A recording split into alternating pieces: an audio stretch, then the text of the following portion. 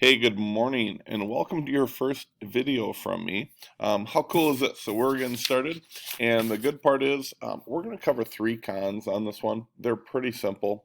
You're going to fly right through them. So why don't we just get started here? All three of them are evaluating expressions. The first one's super simple. If I plug 7 in for A, what would 7 plus 4 equal? If you're saying, well, that would be 11, Mr. Anderson, you are correct. Okay, yeah, it's that simple. Let's do one more. If I plug 9 in for Z, 3 times 9 would be, what do you got? Yep, 27. So it's that easy, guys. That one's going to take you 30 seconds, maybe a minute if you're a little slower on those. So next one, you should be able to jump right into this one as well. So you're going to evaluate one with two variables. Ooh, scary stuff. All right, so here's what we got. 10 times m. Well, m equals 5, so 10 times 5 is 50.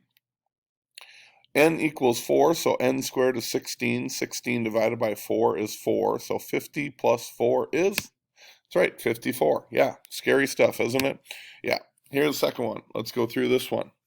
3 plus 11t minus 9u. Well, t equals 9, so 11 times 9 is 99.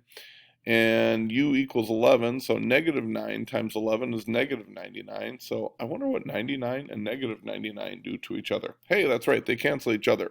So 3 plus nothing is just 3. There you go. All right, let's do one more. Last one here. Not very difficult. Now we're putting in fractions and decimals. You know what? We put those in and people get scared of them, or they're not that bad, guys. So let's take a look at it. What if j is 0.25? Hopefully you know that 0.25 is like a quarter of a dollar, or a quarter, or 1/4. Well, what's 1/4 of 8? That's right, 2.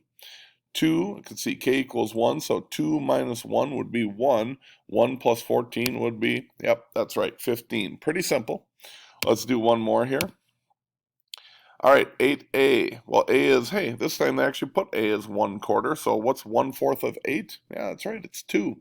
2 minus 1 is 1. And then 0.5 means the exact same thing as half.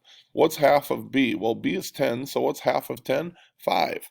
So what do we say this was? 1 plus 5 is 6. There you go. Hey, a real difficult one to get you started. So got three cons today. I think you should be able to knock out three today. If you want to work ahead, I've got many students who have actually completed the entire unit so far. So go ahead and work as far as you can, but those are the videos for the first three.